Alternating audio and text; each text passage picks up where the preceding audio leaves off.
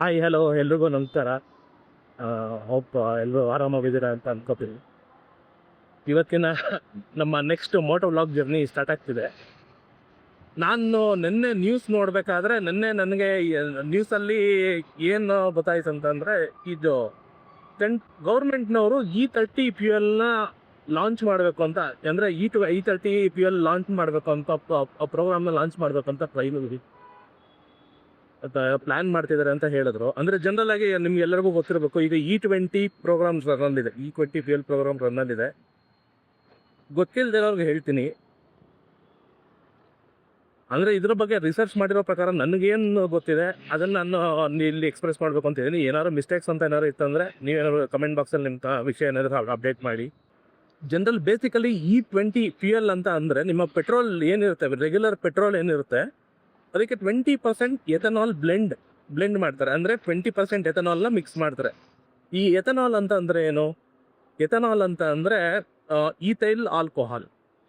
Ethyl alcohol ಎಲ್ಲಿಂದ ಬರುತ್ತೆ ಅಂತಂದರೆ ಈ ಶುಗರ್ ಕೇನ್, ರೈಸಿಂದ. ಈ ರೈಸ್ ಮತ್ತು ಶುಗರ್ ಕೇನ್ನ ಫರ್ಮೆಂಟೇಷನ್ ಮಾಡಿ ಅದನ್ನು ಫ್ರಾಕ್ಷನಲ್ ಡಿಸ್ಟಿಲೇಷನ್ ಮಾಡಿದಾಗ ನಿಮಗೆ ಏನು ಬರುತ್ತೆ, ಸ್ಪಿರಿಟ್ ಅಂತ ಹೇಳ್ತೀವಲ್ಲ, ಆ ಸ್ಪಿರಿಟ್ನ ಎಥನಾಲ್ ಅಂತ ಹೇಳ್ತಾರೆ, ಅಥವಾ ಈಥೈಲ್ ಆಲ್ಕೋಹಾಲ್.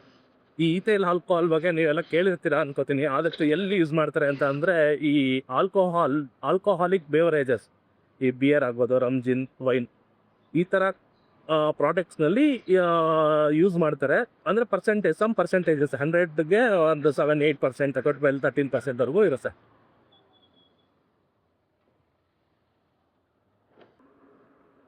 ಈಗ ನಾನು ಏನು ಹೇಳಬೇಕು ಅಂತ ಬಂದಿದ್ದೀನಿ ಅಂತ ಅಂದರೆ, ಈ ನಮ್ಮ ಗೌರ್ಮೆಂಟ್ ಅವ್ರು ಏನು ಮಾಡ್ತಿದ್ದಾರೆ, ಫ್ಯೂಯಲ್ ಅಲ್ಲಿ ಈಥೈಲ್ ಆಲ್ಕೋಹಾಲ್ನ ಮಿಕ್ಸ್ ಮಾಡೋದನ್ನ 20% ಇತ್ತು. ಈಗ ಅವರ ಗೋಲ್ ಇದ್ದಿದ್ದು 2026 25-26 ಇಯರ್ಗೆ ಅದನ್ನು ಈಗ 20% ಮ್ಯಾಂಡೇಟ್ರಿ ಮಾಡಬೇಕು ಅಂತ ಹೇಳ್ತಿದ್ದಾರೆ. ಓಕೆ, ಅದನ್ನು ನೆಕ್ಸ್ಟ್ 2030 ಅಷ್ಟರಲ್ಲಿ ಅದನ್ನು 30% ಮಾಡಬೇಕು. ಅಂದರೆ ನೆಕ್ಸ್ಟ್ ಇಯರ್ 22%, 25%, 27 ಮತ್ತು 30% ಈ ಥರ ಮಾಡಬೇಕು ಅಂತ ಡಿಸೈಡ್ ಮಾಡ್ತಿದ್ದಾರೆ. ಓಕೆನಾ?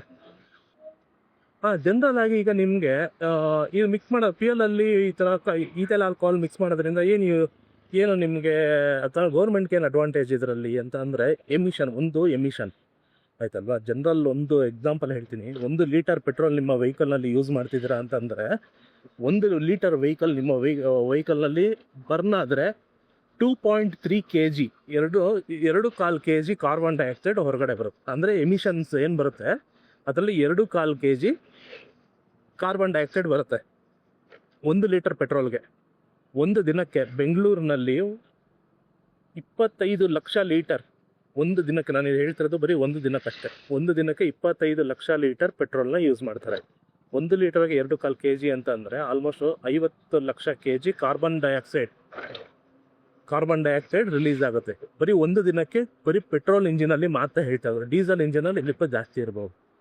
ಈಗ ಗೌರ್ಮೆಂಟ್ ಅವ್ರು ಏನು ಮಾಡಿದ್ರು, E20 ಫ್ಯೂಯಲ್ನ ಯೂಸ್ ಮಾಡ್ತೀವಿ ಅಂತ ಹೇಳಿದ್ರು. E20 ಅಂತ ಅಂದರೆ ethanol blended fuel, 20% ethanol, 80% petrol.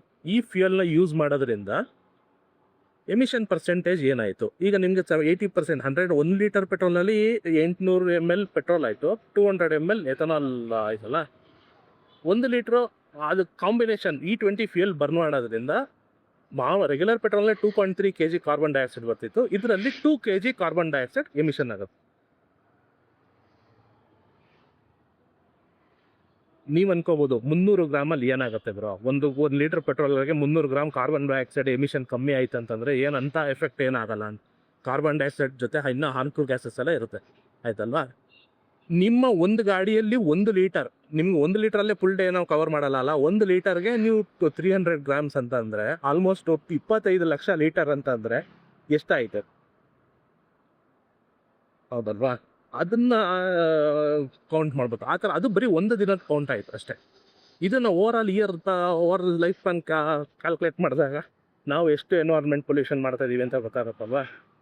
ಹಾಗೇ ಈಗ ನೆಕ್ಸ್ಟ್ ಗೌರ್ಮೆಂಟ್ ಏನು ಮಾಡ್ತಾರೆ ಅಂತಂದರೆ, ಈಗ ಗೌರ್ಮೆಂಟ್ ಗುರಿ ಇರೋದೇನೋ 2046 ಟೈಮ್ ಅಷ್ಟೊತ್ತಿಗೆ 80% ಎಥನಾಲ್ ಯೂಸ್ ಮಾಡಬೇಕು, 20% ಫ್ಯೂಯಲ್ ಯೂಸ್ ಮಾಡಬೇಕು ಅನ್ನೋ ಗುರಿ ಹೊಂದಿದ್ದಾರೆ. ಅಂತ ಅಂದರೆ ಈಗ ಇರೋ ರೆಗ್ಯುಲರ್ ಇಂಜಿನ್ ಅದು ಸಪೋರ್ಟ್ ಮಾಡಲ್ಲ, ಅದನ್ನು ಇಂಪ್ಲಿಮೆಂಟ್ ಇನ್ನೂ ಇದು ಮಾಡಬೇಕು. R&D ಮಾಡಿ ಅದಕ್ಕೆ ತಕ್ಕಂಥ ಇಂಜಿನ್ಗಳನ್ನ ಅವರು ಇದು ಡೆವಲಪ್ ಮಾಡಬೇಕು. ಈಗ ಮಾರುತಿ ಸುಜುಕಿ ಅವರ ಸ್ಟೇಟ್ಮೆಂಟ್ ಏನಂತಂದರೆ, ಗೌರ್ಮೆಂಟ್ ಈ ಥರ ಇಂಪ್ಲಿಮೆಂಟೇಷನ್ ಮಾಡೋದ್ರಿಂದ ನಾವು ಫ್ಯೂಚರ್ನಲ್ಲಿ ಇದಕ್ಕೆ ಅಡಾಪ್ಟ್ ಆಗೋವಂಥ ಇಂಜಿನ್ನ ಡೆವಲಪ್ ಮಾಡ್ತೀವಿ ಅಂತ ಹೇಳಿದ್ದಾರೆ.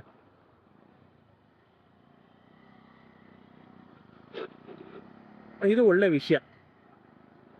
ಈಗ ನಾವು ಏನು ಹೇಳ್ತಿದ್ದೀವಿ ಅಂತಂದರೆ, ಈ ಬ್ಲೆಂಡೆಡ್ ಫ್ಯೂಯಲ್ ಏನಿರುತ್ತೆ ಅದರಿಂದ ಅಡ್ವಾಂಟೇಜಸ್ ಆಯಿತು. ಏನೋ ಒಂದು ಎನ್ವೈರ್ಮೆಂಟಲ್ ಇಶ್ಯೂಸ್ ಏನೋ ಸ್ವಲ್ಪ ರಿಸಾಲ್ವ್ ಆಗುತ್ತೆ, 100% ರಿಸಾಲ್ವ್ ಆಗಲ್ಲ, ಸ್ವಲ್ಪ ಒಂದು ಎಫೆಕ್ಟಿವ್ನೆಸ್ ಬರುತ್ತೆ. ಅದಾದ ಮೇಲೆ ನಾವು ಬೇರೆ ದೇಶಗಳ ಮೇಲೆ ಫ್ಯೂಯಲ್ ಮೇಲೆ ಆಗಿರೋ ಡಿಪೆಂಡೆನ್ಸಿನ ಕಮ್ಮಿ ಆಗುತ್ತೆ. ಈಗ ನಿಮಗೆ ಗೊತ್ತಿರೋ ಗ್ಲೋಬಲ್ ಕ್ರೈಸಿಸ್ ಆಯಿತು, ವಾರ ಆಯಿತು. ಫ್ಯೂಯಲ್ನ ನಾವು ನಮ್ಮ ದೇಶದಲ್ಲಂತೂ ನಾವು ಉತ್ಪಾದನೆ ಮಾಡೋವಂಥ ಇದರಲ್ಲಿಲ್ಲ, ಸ್ಥಿತಿಲಿಲ್ಲ. ಅಂದರೆ ಅಷ್ಟು ಕ್ವಾಂಟಿಟಿ ನಮ್ಗೆ ಬೇಕಿರೋಷ್ಟು ಸಪ್ಲೈ ನಮ್ಮಲ್ಲಿ ಇದು ಪ್ರೊಡಕ್ಷನ್ ಆಗೋದಿಲ್ಲ. ಬೇರೆ ಕಂಟ್ರಿಯಿಂದ ಕ್ರೂಡ್ ಆಯಿಲ್ನ ಇಂಪೋರ್ಟ್ ಮಾಡಿ ಇಲ್ಲಿ ರಿಫೈನ್ ಮಾಡೋದಾಗಲಿ ಮಾಡ್ತಾರೆ. ಈ ಡಿಪೆಂಡೆನ್ಸಿನ ಅವಾಯ್ಡ್ ಮಾಡೋದು. ಯಾಕೆಂದರೆ ಎಥನಾಲ್ ಬರೋದು ಅಗ್ರಿಕಲ್ಚರಲ್ ಬೇಸಿಸಿಂದ, ಅಂದರೆ ಶುಗರ್ ಕೇನ್, ರೈಸ್ ಬ್ರಾನಿಂದ ಮಾಡೋ ಅಂಥ ಪ್ರಾಡಕ್ಟ್ ಆಗಿರೋದ್ರಿಂದ ಸಾವಿರಾರು ಜನದ ಮೇಲೆ ಡಿಪೆಂಡೆನ್ಸಿ ಆಗುತ್ತೆ. ಆಗ ಇಂಡಿಯನ್ ಎಕಾನಮಿ ಗ್ರೋತ್ ಆಗುತ್ತೆ. Agriculture is a back bone of India ಅಂತ ಹೇಳೋದ್ರಿಂದ ಅಗ್ರಿಕಲ್ಚರ್ಗೆ ನಾವು ಒತ್ತು ಕೊಟ್ಟಾಗ ನಮ್ಮ ಎಕಾನಮಿ ಬೂಸ್ಟ್ ಆಗುತ್ತೆ, ಹೌದಲ್ವಾ? ಬೇರೆ ದೇಶಗಳ ಮೇಲೆ ಡಿಪೆಂಡೆನ್ಸಿ ಕಮ್ಮಿ ಆಗುತ್ತೆ. ಇಷ್ಟು ಹೇಳಿ ಇವತ್ತಿನ ವ್ಲಾಗ್ ಇಲ್ಲಿಗೆ ಮುಗಿಸ್ತಾ ಇದ್ದೀನಿ. Thank you for watching. ಇದನ್ನು ಯಾವ ವಿಡಿಯೋದಲ್ಲಿ ಇವೆಲ್ಲ ಹೇಳಿರಲಿಲ್ಲ, ಯಾಕೆಂದರೆ ನನಗೂ ಇದು ಫಸ್ಟ್ ಟೈಮ್ ಅಲ್ಲ. ಅಂದರೆ ಹೇಗೆ ಸ್ಟಾರ್ಟಿಂಗ್, ಹೇಗೆ ಎಂಡಿಂಗ್, ಹೇಗೆ ಕನ್ಕ್ಲೂಷನ್ ಹೇಗೆ ಮಾಡಬೇಕು ಅದೆಲ್ಲ ಗೊತ್ತಿರಲಿಲ್ಲ. ಹೋಗ್ತಾ ಒಂದೊಂದು ವಿಡಿಯೋದಲ್ಲೂ ಇಂಪ್ರೂವ್ ಆಗ್ತಿದೆ ಅಂತ ಅನಿಸಿದೆ. ದಯವಿಟ್ಟು ಲೈಕ್ ಮಾಡಿ. ನಿಮ್ಮ ಅನಿಸಿಕೆ ಏನಾದರೂ ಇತ್ತಂದರೆ ಕಮೆಂಟ್ ಮೂಲಕ ತಿಳಿಸಿ. Thank you for watching.